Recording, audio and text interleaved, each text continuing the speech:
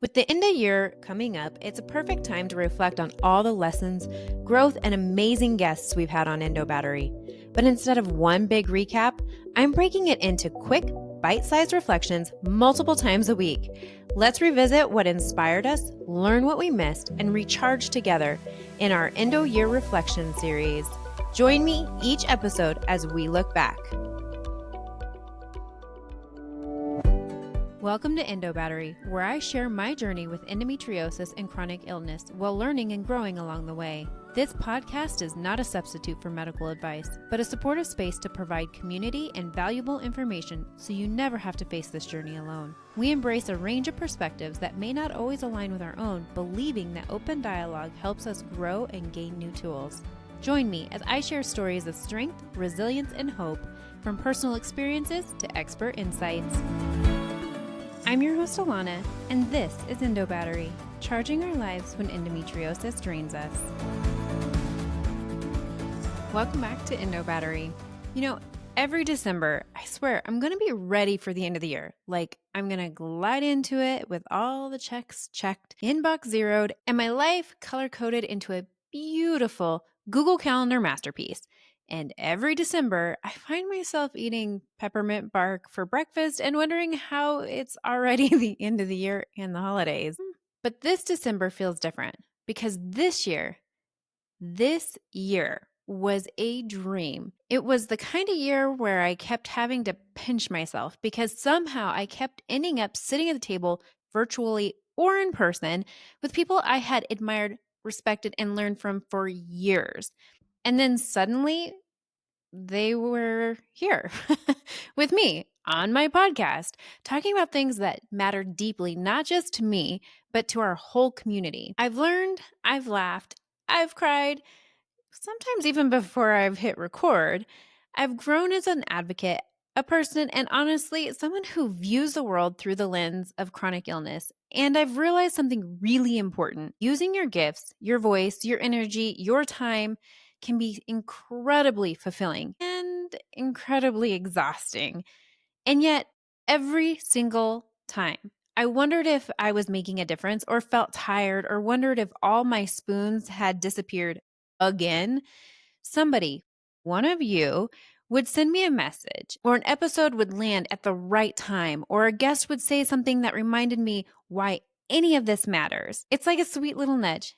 Hey, keep going. You're not done yet. So today, as I sit and look back, I want to give you the gift of reflection in the Endo Year Reflection series, because goodness gracious, we have covered a lot this year. Let's start with mental health.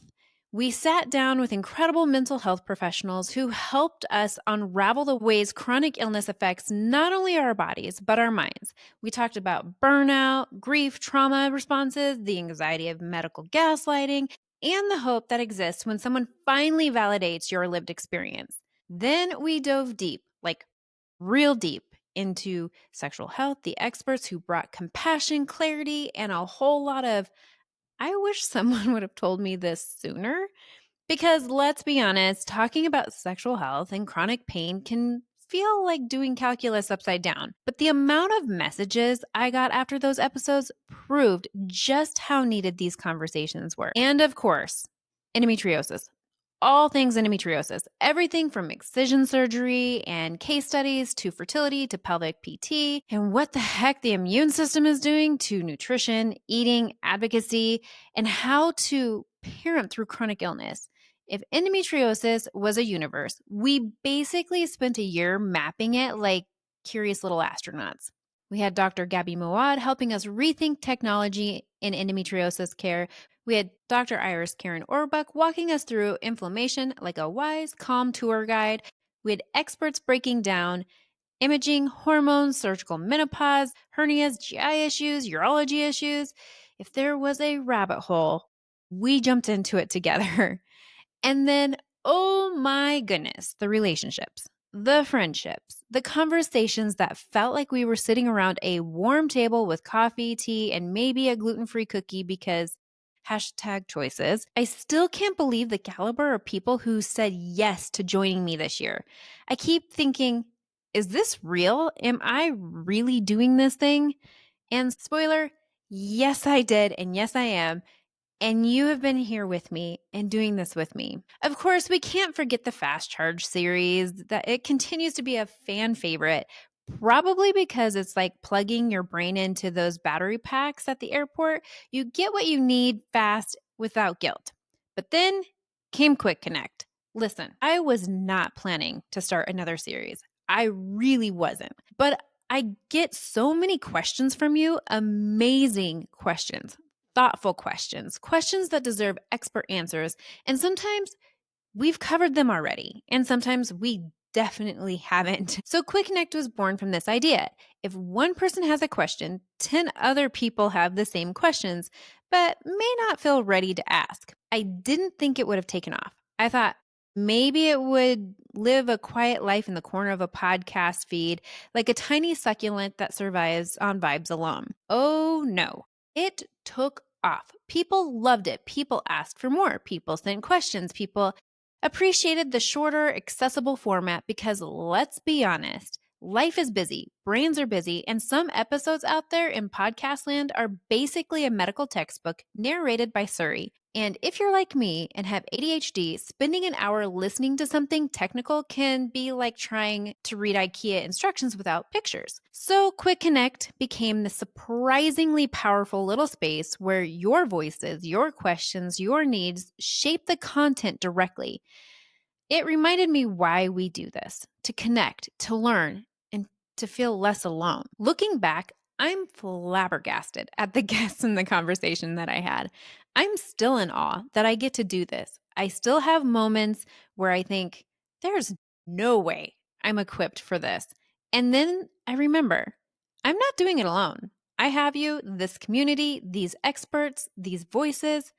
I've built relationships I've never saw coming. I've grown friendships I cherish deeply. I've connected with people I never, ever imagined I'd cross paths with. This year, more than any other year, I've seen progress building, momentum, awareness growing, not just for endometriosis, but for women's health in general. People are paying attention. Advocates, providers, even people who simply want to understand us better because they finally see we are more than symptoms. We are humans with stories. There's good and there's bad. Nuance is real, but we face it head on together.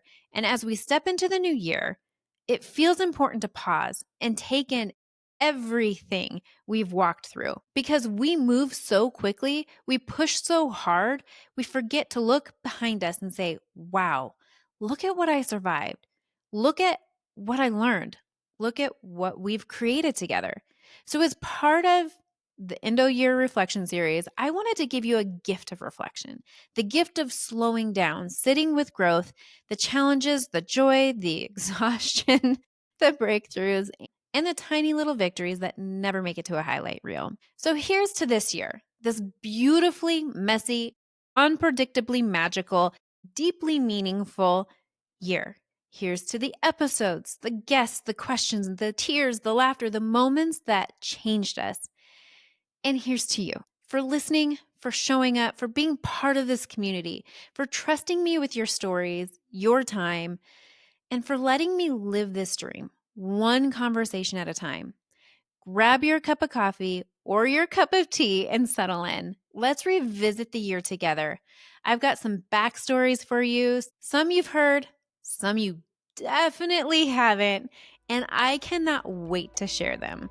So, come along with me as we go through this until the end of the year, one episode at a time, in short little microbursts of a reflection.